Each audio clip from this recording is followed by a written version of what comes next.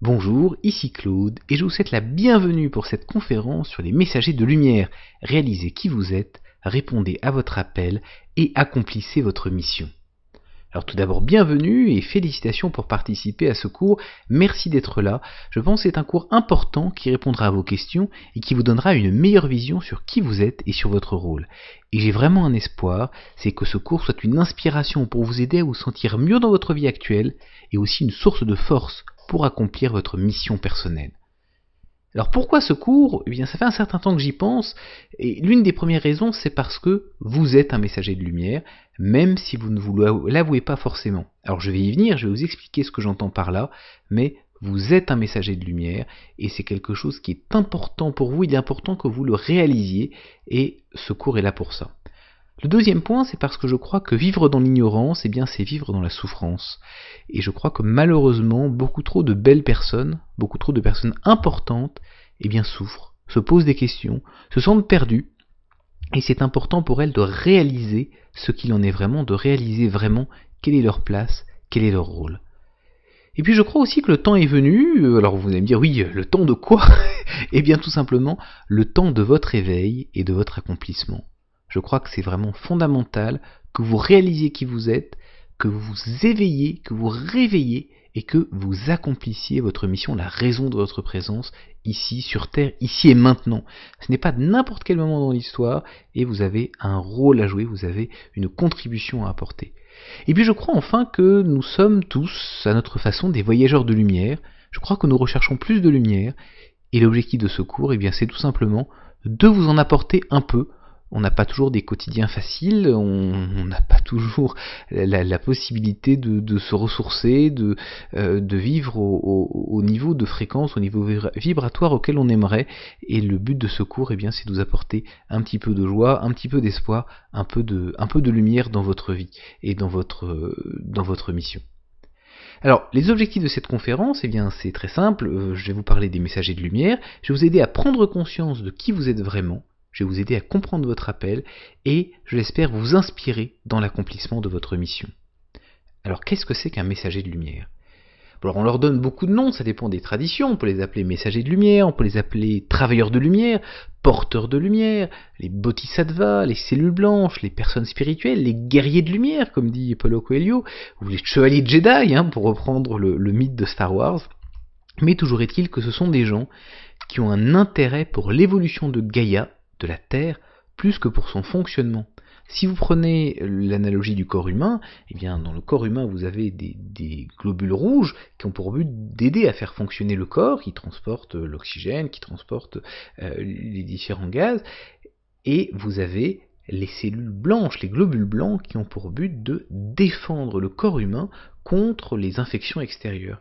Eh bien, il se passe exactement la même chose, c'est-à-dire que sur Terre, vous avez des personnes qui sont là pour faire fonctionner le programme de Gaïa, et vous avez d'autres personnes qui sont là pour aider Gaïa à passer à un autre niveau de conscience. Et c'est un rôle absolument fondamental, surtout dans les moments de transition que nous vivons maintenant. Donc, toutes ces personnes, et vous en particulier, eh bien, avez cet intérêt pour l'évolution de Gaïa, pour le passage à des états de conscience supérieurs. Ce sont des hommes et des femmes qui ont pour rôle d'apporter la conscience, l'éveil, de guider, d'enseigner, de soigner. Alors, chacun à sa façon, chacun où il est, chacun en harmonie avec les autres, mais c'est cette contribution globale à l'évolution de Gaïa et à l'évolution de chacun d'entre nous. Alors évidemment, on pense à Jésus, on pense à Bouddha, on pense à l'abbé Pierre, mais pas seulement. Vous êtes probablement un messager de lumière. Alors je sais que ça peut être choquant, mais je vais y venir, je vais vous expliquer ce que j'entends exactement par là. Mais avant, je vais vous poser une question, qui est pourquoi est-ce que les messagers de lumière sont essentiels ici et maintenant ? Alors clairement, les messagers de lumière ont toujours été importants, ils ont toujours joué un rôle. Alors évidemment, on pense aux plus célèbres, comme que je citais, on pense à Bouddha, on pense à Jésus, mais il y a eu énormément de penseurs qui ont aidé l'humanité à passer de l'âge des cavernes, vraiment très, très brutal et très violent, à des civilisations plus basées sur la démocratie, sur le respect des autres, sur des valeurs plus de fraternité, de liberté, d'égalité, si je reprends les valeurs françaises. Et donc, tout ça ne s'est pas fait tout seul, ça s'est fait par la contribution de milliers d'êtres qui ont apporté leur pensée, ont apporté leur perspective pour aider l'humanité à avancer. Sauf qu'aujourd'hui, nous sommes face à un monde en crise, et c'est pas juste une crise, c'est un ensemble de crises. C'est un peu comme si tous les systèmes étaient arrivés au bout. Je parle des systèmes financiers, avec la crise de la dette à travers les pays européens, mais aussi aux États-Unis, mais aussi dans tout le monde civilisé. Je pense aux crises écologiques, je pense aux crises sanitaires, je pense aux famines, je pense à toutes ces difficultés que notre monde rencontre, et qui sont particulièrement prégnante, particulièrement douloureuse en ce moment. Et je crois que nous arrivons à la fin d'un cycle. Alors on peut parler des âges mayas, on peut parler de tous ces changements dont on trouve différentes sources dans l'histoire ou dans les prophéties, mais même sans se baser sur des textes sacrés ou sur les dits et récits de prophètes, eh bien, on voit bien qu'on arrive à bout de souffle, qu'on arrive au bout de quelque chose, et chacun d'entre nous appelle une autre façon de fonctionner, une autre ère, d'autres valeurs, une autre culture. Eh bien, c'est à ce moment-là où nous sommes, un moment d'inflexion. Et ce moment d'inflexion peut amener vers plus de lumière ou plus d'obscurité, suivant comment nous comportons, et suivant les choix que nous faisons collectivement et individuellement. Et je crois que chacun d'entre nous ressent cette invitation, ce désir, cet appel de passer à autre chose. Eh bien, les messagers de lumière ont le rôle d'accompagner Gaïa dans sa transformation. Quand vous prenez une chenille, quand elle se transforme en papillon, eh bien, tout le corps de la chenille est changé, évidemment. Elle n'arrive pas dans son cocon avec les ailes, d'accord, elle fabrique les ailes à partir des cellules de la chenille. Donc c'est un miracle extraordinaire.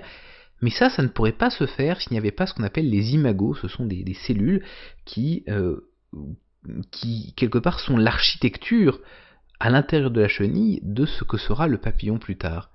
Eh bien, les messagers de lumière, c'est ça, ce sont ces imagos qui permettent, dans le monde actuel, avec toutes ces souffrances et toutes ces limitations, eh bien, d'anticiper, de commencer à créer, de faire arriver, de transformer le monde qui nous attend, le monde de lumière vers lequel nous avançons et auquel chacun d'entre nous est appelé. Alors, la question évidemment qui vient, c'est est-ce que vous êtes un messager de lumière ? Alors certaines personnes réagissent négativement à cette possibilité en disant non mais tout ça c'est de l'ego, c'est de l'orgueil, non moi je suis pas un messager de lumière, je suis juste un homme ou une femme et je passe à travers ma vie. Mais en fait, ce qui se passe c'est que ça c'est une confusion qui est très habituelle malheureusement. Et c'est vraiment l'ego qui nous fait dire ça. On a l'impression qu'un messager de lumière, c'est forcément un saint, quelqu'un qui est célèbre, qui a aucun défaut, qui vit que dans le positif. Mais ce n'est pas vrai. Ce n'est pas vrai. Nous sommes des êtres humains. Nous avons notre part d'obscur, notre part de lumière. Et ça, que toute personne sur Terre a cette part d'ombre et cette part de lumière. Et donc, il n'y a pas besoin d'être un saint pour être un messager de lumière. Cette image n'est juste pas réelle. Chacun joue son rôle, chacun avec ses défauts, avec ses qualités, chacun avec ses aspirations, chacun tombe et se relève. Chacun d'entre nous est un être humain, il est imparfait. Mais c'est dans nos imperfections que se révèle notre nature véritable. Comme je le dis, nous n'avons pas à être dignes de notre message, nous n'avons pas à être dignes de la lumière. Nous le sommes déjà quelque part. Et c'est cette lumière, à partir du moment où on l'accepte, à partir du moment où on la porte, à partir du moment où on la transmet, c'est cette lumière qui nous rend dignes. Donc ça fonctionne à l'envers de ce qu'on pense. On a l'impression qu'il faut être Superman, mais c'est pas le cas. C'est un peu comme Moïse, quand avec le bûcher ardent, et quand Dieu lui dit, voilà, va parler aux Égyptiens, il dit, mais non, j'y connais rien, je suis un berger, je suis rien d'autre. Il dit, non, mais je mettrai les mots dans ta bouche. Donc c'est parce que, quelque part, tu feras ce rôle que je te donnerai ce qui est nécessaire. Tu n'as pas besoin d'être un roi ou un prince ou quoi que ce soit. Rien que parce que tu porteras cette lumière, eh bien, tu en seras digne et tu seras mon digne messager. Donc ça, je crois que c'est vraiment très important, c'est que vous êtes un messager de lumière. Alors, vous n'êtes pas obligé de me croire sur parole, j'ai un test pour vous, donc je vais vous le donner tout de suite, le test absolu pour savoir si vous êtes un messager de lumière.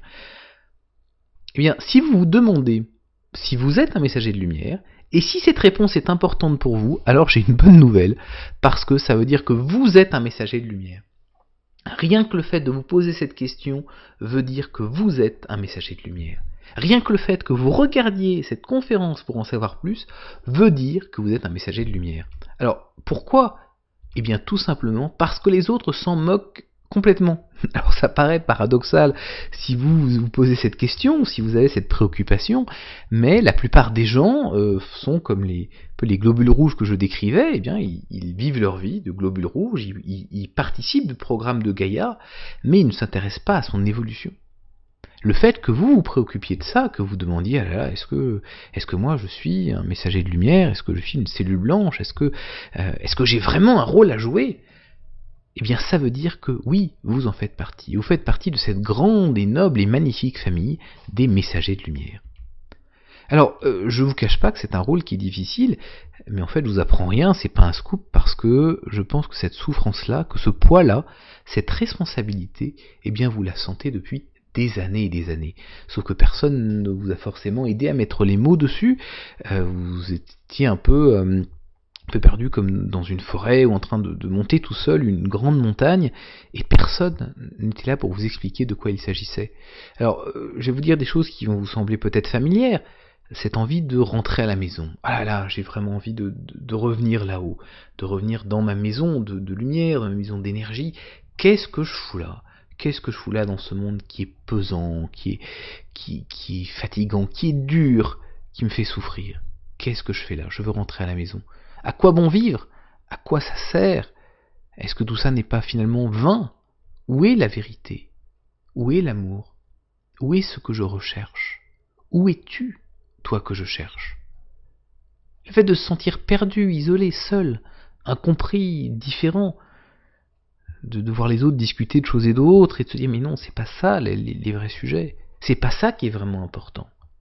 Où est ce qui est vraiment important ? Quelles sont les vraies questions ? Où sont les vraies réponses ? Cette notion de manque de sens et de vie dans un mais à quoi bon tout ça ? D'accord, je vais vivre cette vie métro, boulot, dodo, caveau, et est-ce qu'il n'y a que ça ? Est-ce qu'il n'y a pas quelque chose derrière ? Est-ce qu'il n'y a pas un sens que je pourrais trouver, et où et comment le trouver ?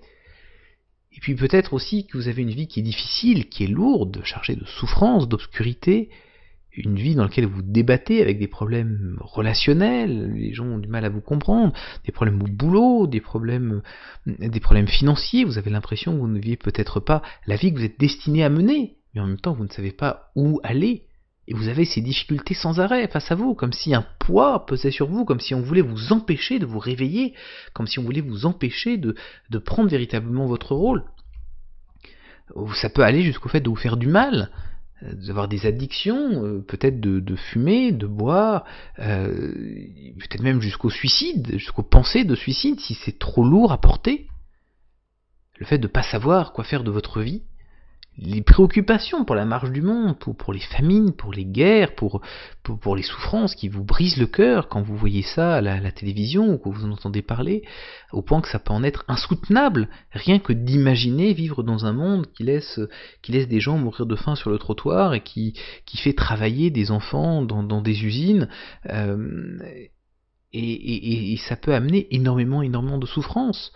Le fait d'avoir un pied ici et un pied là-haut, un peu comme un grand écart, d'avoir l'impression de ne pas s'être incarné, ou au contraire d'être trop lourd et d'avoir des aspirations pour monter mais de ne pas y arriver, le fait de se sentir déchiré entre ce corps physique et ces contraintes physiques qui sont ce qu'elles sont, et cette aspiration pour plus de lumière, pour plus d'énergie, pour des vibrations plus hautes, et se sentir tiré entre les deux. Et comment arriver à trouver l'équilibre entre les deux ? Ce sentiment obscur aussi de grande responsabilité, de se dire voilà, j'ai quelque chose à faire. Ma vie c'est pas juste ça, il y a quelque chose d'autre derrière. J'ai pas encore mis la main dessus, je cherche, mais ça peut pas être que ça peut pas être que cet emploi de bureau, ou mon rôle de père ou de mère, ou peut-être ce rôle à responsabilité, mais il y a des responsabilités plus importantes que d'autres, pour vous en tout cas. Et vous dites mais comment je peux accomplir ça ? Comment je peux faire ce pourquoi je suis venu ici sur Terre ? Et donc tout ça, ça fait un poids terrible, parce que derrière, il y a la volonté d'aider, de guider, il y a cet amour en vous, cette envie de participer à l'aventure de la vie. ce sentiment de votre rôle, je dirais presque de votre destin, c'est un mot peut-être un peu large, mais il y a de ça. À quoi servez-vous? Comment pouvez-vous servir? Comment pouvez-vous contribuer? Comment pouvez-vous réaliser fondamentalement qui vous êtes? Alors ce rôle est difficile, mais il a une importance fondamentale. C'est un rôle qui est essentiel dans la transformation du monde, je vous en parlais. Et vous avez un don extraordinaire, vous avez une force extraordinaire, vous avez un impact véritable sur les autres, pour les guérir, pour les guider, pour les aider. Et parfois vous vous en rendez pas compte, parce que c'est naturel pour vous, comme il est naturel pour le poisson d'être dans l'eau. Mais peut-être que les gens se sentent plus heureux en votre présence, que vous leur donnez de l'énergie, que vous les aidez à réfléchir, que vous leur ouvrez des portes. Alors parfois peut-être qu'ils ne le veulent pas, mais vous avez ce rôle de phare, ce rôle de chandelle dans l'obscurité, ce rôle de guérisseur, de guide. Et ce rôle-là, c'est vraiment le cadeau que vous faites à ce monde. Comme je dis souvent, vous êtes le sourire de l'univers. Vous êtes le cadeau que vous faites à ce monde.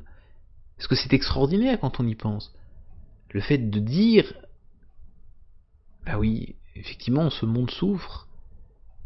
Eh bien moi, j'ai un rôle à jouer. Et moi, je veux contribuer à ça. Et je viendrai ici et maintenant pour apporter ma pierre. C'est magnifique. C'est un don de soi extraordinaire. Et pour ça, vraiment, je vous salue. Je vous salue. Alors vous avez des dons merveilleux pour accomplir votre mission. Vous n'êtes pas tout seul. Vous ne savez pas comme si vous étiez arrivé tout nu au milieu de la forêt vierge. Vous avez une sensibilité extraordinaire. Vous avez une capacité à vous connecter. Même si cette capacité n'est pas toujours maîtrisée, même si vous ne vous en rendez pas forcément compte, vous avez des intuitions. Vous le savez. Vous avez une forme de sagesse, une capacité à déterminer ce qui est juste, ce qui est bon, ce qui doit être fait au-delà du simple pratique ou de l'intérêt immédiat. Vous avez une grande empathie. Vous comprenez les autres, parfois mieux qu'eux-mêmes ne se comprennent. Vous avez de la compassion. Vous souffrez pour eux, avec eux. Vous avez de l'intuition.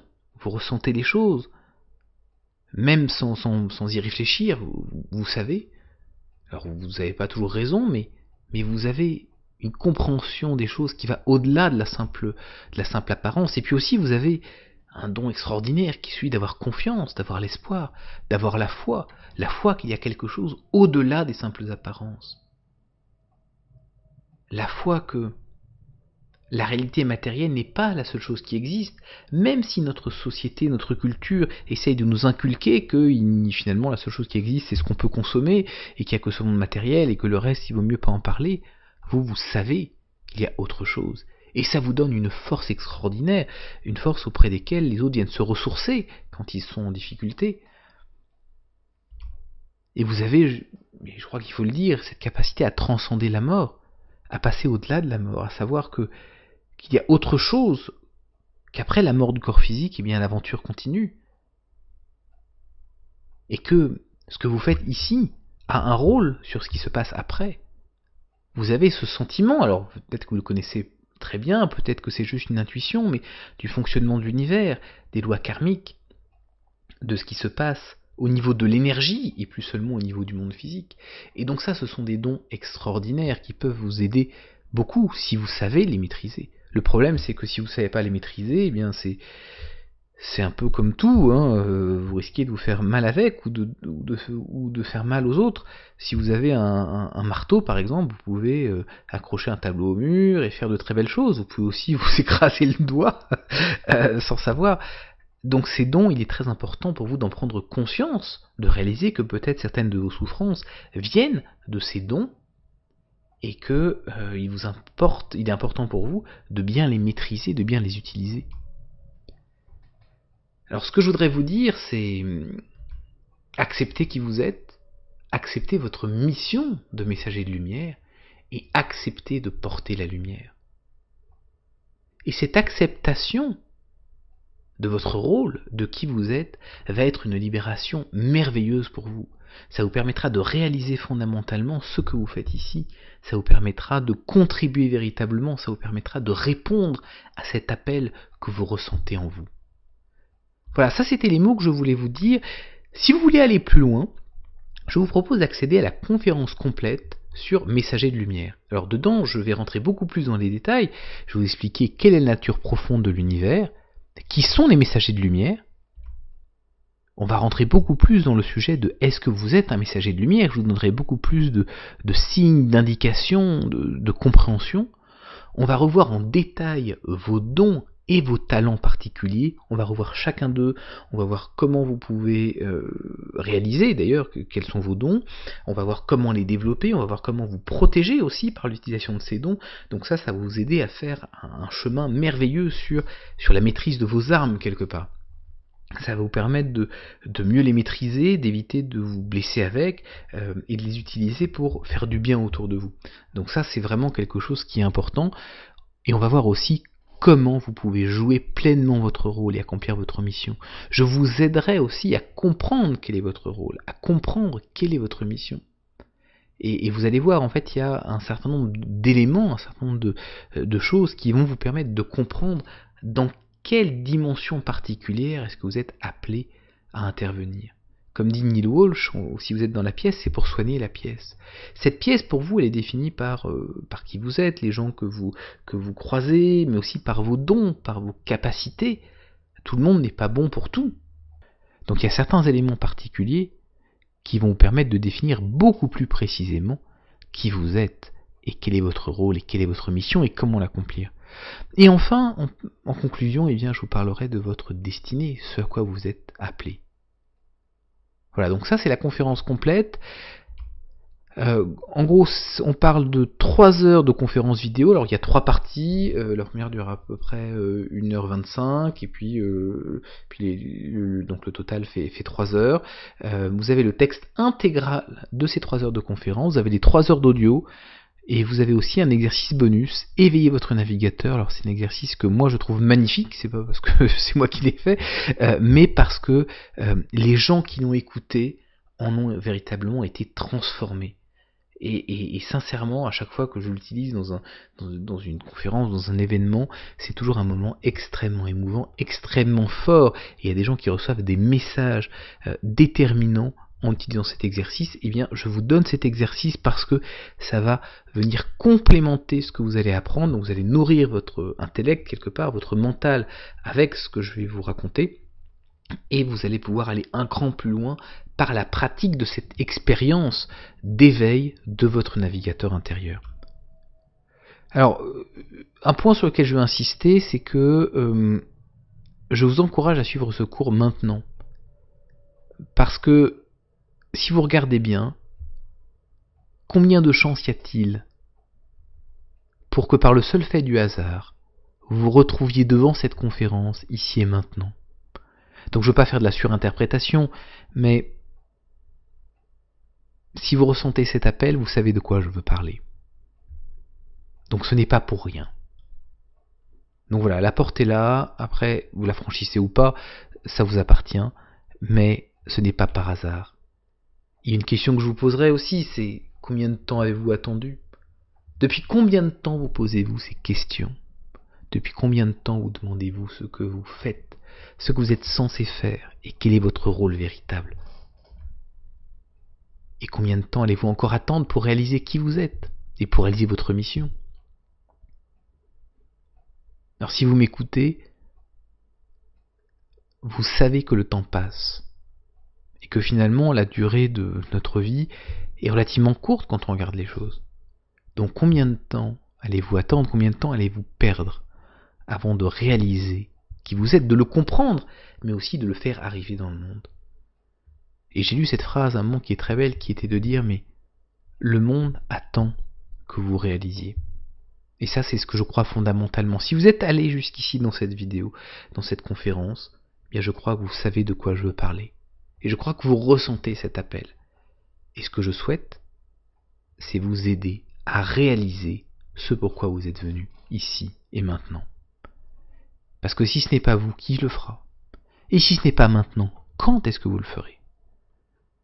Donc vraiment, pour moi, cette conférence, c'est un appel, une façon de vous donner les réponses que vous cherchez.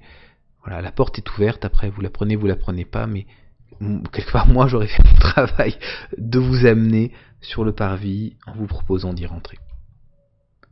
Voilà, je vous remercie de votre attention, j'espère que cette conférence vous a plu, j'espère qu'elle vous a donné envie d'en savoir plus, d'en découvrir plus sur vous-même, sur votre rôle de messager de lumière. Et bien si ça vous intéresse, je vous invite donc à me rejoindre pour la conférence complète Messager de lumière. Donc vous avez les 3 vidéos, le texte complet, les 3 audios, l'exercice bonus dévier votre navigateur. Je pense que c'est une conférence qui va beaucoup vous intéresser, qui va beaucoup vous apporter, et j'espère de tout cœur qu'elle vous aidera sur votre chemin. Du fond du cœur, je vous dis Namasté.